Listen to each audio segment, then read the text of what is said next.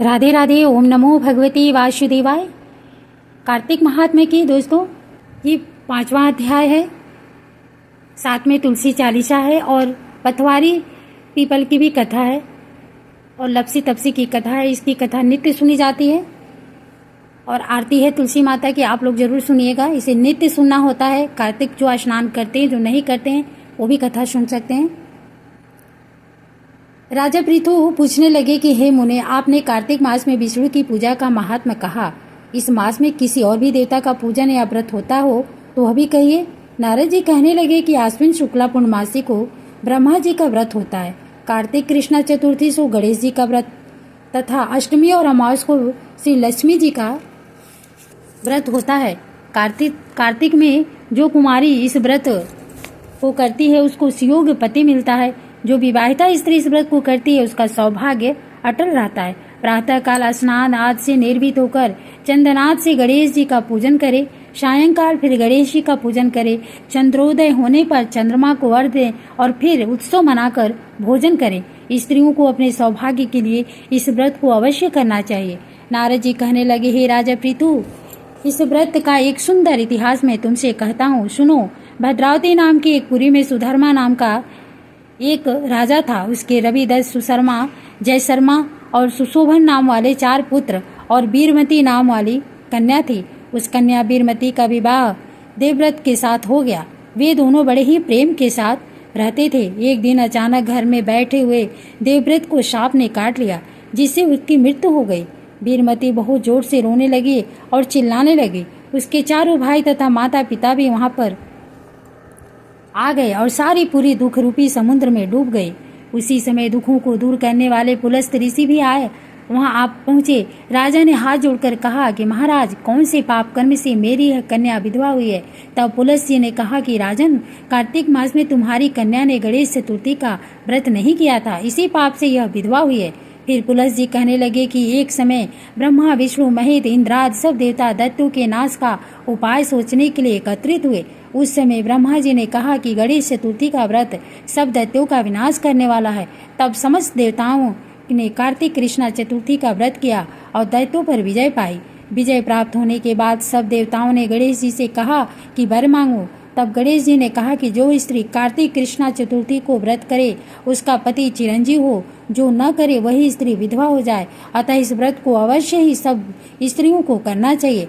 पुलस्त जी कहने लगे कि हे राजन, तुम्हारी कन्या ने इस व्रत को नहीं किया था, इसी कारण यह विधवा हुई है। यदि वह अभी इस व्रत को करे तो इसका मृतक पति जीवित हो जाएगा। यह कहकर ऋषि तो चले गए। राजा ने अपने जमाई के मृतक शरीर को तेल में डलवा दिया। जब कार्तिक मास आया तो उसकी कन्या ने विधिवत व्रत करके उद्यापन ब्राह्मणों को बहुत सा धन दिया, जिसके प्रभाव से उसका मृतक पति फिर जीवित हो गया। अतः सौभाग्यवती स्त्रियों को अपने सुहाग की रक्षा के लिए तथा संतान प्राप्ति के लिए यह व्रत अवश्य करना चाहिए। के बाद पीपल पथवारी की कथा, लपसी तपसी की कथा और तुलसी चालीसा जरूर अवश्य सुने, जिनमें पीपल और पथवारी पूजा भी शामिल है। इस पूजन से जुड़ी एक गुजरी की कथा काफी प्रसिद्ध है, जिसे कार्तिक महीने में पीपल पथवारी पूजते समय पूरे महीने सुना जाता है। आज हम आपको पीपल पथवारी की वही कथा बताने जा रहे हैं, आप जरूर सुनिएगा। साथ में आप कार्तिक महात्म्य भी सुनिएगा, मेरे चैनल पे रहेगा, पड़ेगा। एक समय एक गुजरी थी। उसने अपनी बहू को एक दिन दूध दही बेचने को कहा। वो बेचने गई तो रास्ते में औरतें पीपल पथवारी सींचती हुई देखी। इस पर उसने उन औरतों से पूछा कि यह क्या कर रही हो। औरतों ने कहा कि हम पीपल पथवारी सींच रहे हैं, इससे घर में धन धान्य बढ़ता है और खोया पति भी मिल जाता है। बहू बोली, ऐसी बात है तो मैं पानी की जगह दूध और दही से सींचूंगी। गुजरी बहू ने रोज दूध दही से बेचते समय पीपल पथवारी को दूध दही से सींचना शुरू कर दिया। जब सास दूध दही के रुपए मांगती तो कह देती थी कि महीना पूरे होने पर हिसाब दे देगी। इसके बाद जब कार्तिक का महीना पूरा हो गया तो वह पीपल पथवारी के चरणों में पड़ गई। इस पर पीपल पथवारी ने पूछा कि क्या बात है, तो उसने कहा कि आज सास दूध दही का हिसाब मांगेगी। पीपल पथवारी बोली कि मेरे पास तो रुपए नहीं हैं, यह पत्थर और पान के टुकड़े हैं, जिसे ले जा। बहू वही साथ ले गई और उसे एक अलमारी में रख दिया। इसके बाद डर के मारे वह चद्दर ओढ़कर सो गई। कुछ देर में सास बोली कि बहू दूध दही के रुपए ला। बहू बोली मैं जो लाई हूँ वह अलमारी में रख दिए हैं। सास ने अलमारी खोलकर देखा तो उसमें हीरे मोती जगमगा रहे थे। धन का भी ढेर लगा था। सास ने बहू को आवाज लगाई कि बहू इतना धन कहाँ से लाई है। बहू ने आकर देखा तो सच में धन के भंडार भरे थे। इस पर बहू ने सास को सारी बात बता दी। सास ने कहा कि अब मैं कार्तिक मास में पीपल पतवारी को सींचूंगी। इसके बाद जब कार्तिक मास आया तो सास दूध दही बेचने लगी, पर वह दूध दही बेचने के बाद खाली हांडी में पानी डालकर उससे पीपल पतवारी में पानी डाल देती। पूर्णिमा के दिन उसने अपनी बहू से कहा कि वह उससे दूध दही के रुपए मांगे। जब बहू ने रुपए मांगे तो वह भी पीपल पतवारी के चरण पकड़कर कहने लगी कि मुझसे बहू रुपए मांग रही है।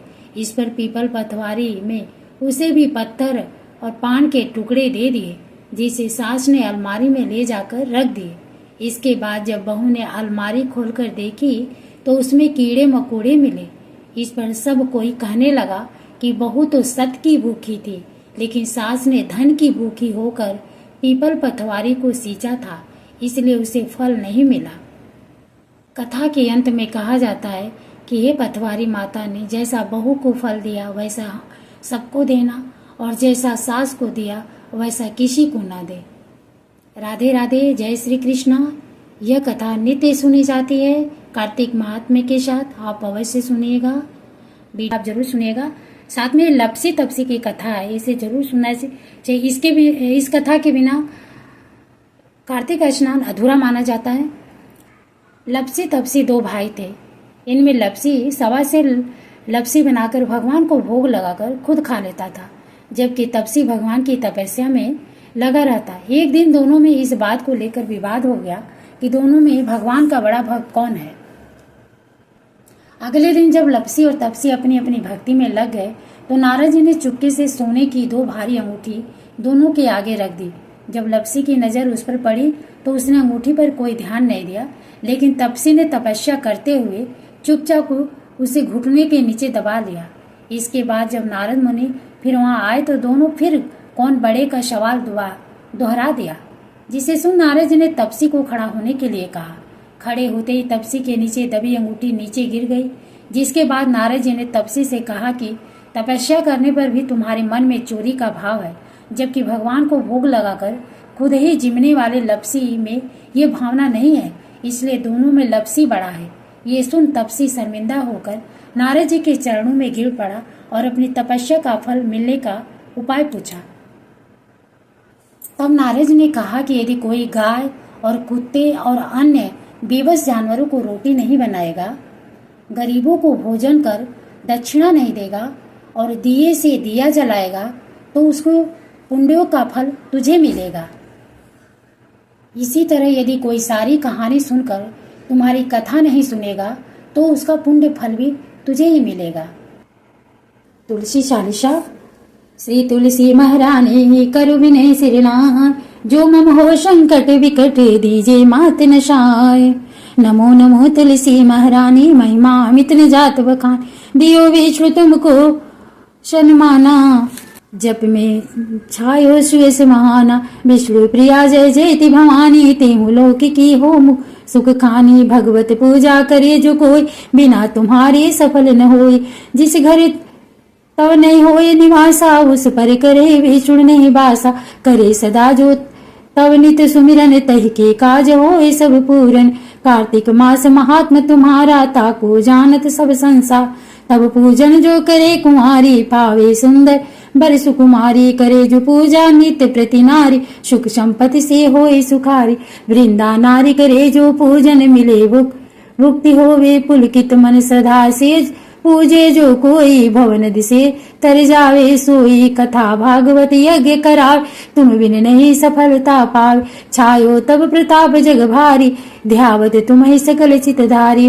तुम्हें मात यंत्रण संतरण में सकल काज सीधी हुए क्षण औषधि रूप आप हो माता सब जग में तव यश विख्याता देव ऋषि मुनि तपधारी करत सदा तव जय जयकार भेद पुराण तव यश गाया महिमा आगम पार नहीं पाया नमो नमो जय जय सुखकार नमो नमो जय जय दुख निवार नमो नमो सुख संपत्ति देनी नमो नमो अग काटन छेनी नमो नमो भक्तन दुख हरिणी नमो नमो दुष्टन पद चरण नमो नमो भव पार्योता नमो नमो परलोक सुधार नमो नमो निज भक्तन उबार नमो नमो जन काज शवान नमो नमो जय कुमति नशाम नमो नमो जय सुमति बढ़ावनी नमो नमो निज जन अपनाव नमो नमो सब सुख उपजाओ जयति जयति जय तुलसी माई ध्याओ तुमको शीश नवाई निज जन जानी मोहि अपनाओ बिगड़े काज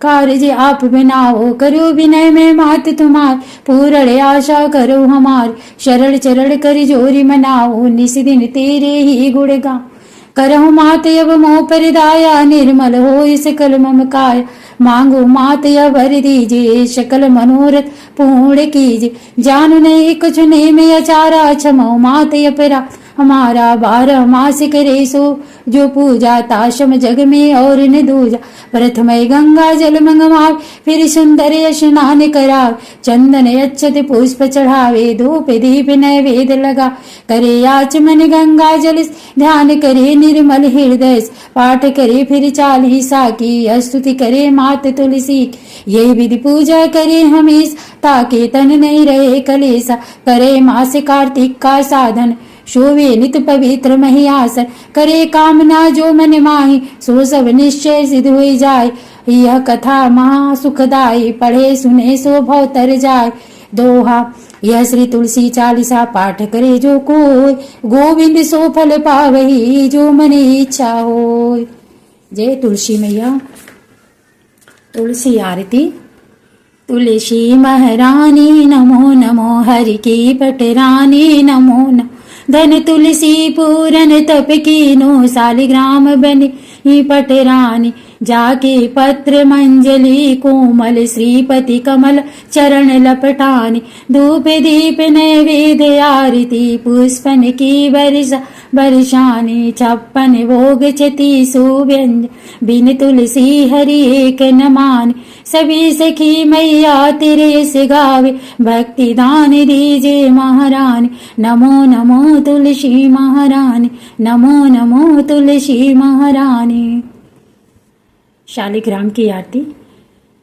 शालिग्राम सुनो विनती मुरि यह वरदान दया कर पाऊं प्रातः समय उठ मंजन करके प्रेम सहित स्नान कराऊं चंदन धूप तुलसी दल बरड़ बरड़ के पुष्प चढ़ाऊं तुम्हारे सामने नृत्य करूं नित प्रभु घंटा शंख मृदंग बजाऊं चरण धोए चरणामृत लेकर कुटुंब सहित बैकुंठ सिधाऊं जो कुछ रूखा सूखा घर में भोग लगा कर भोजन पाऊं मन बच कर्म से पाप किए जो परिक्रमा के साथ बहाऊं ऐसी कृपा करो मुझ पर जम के द्वारे जाने न पाऊं माधो दास की विनय ही है हरिदासन को दास कहाऊं।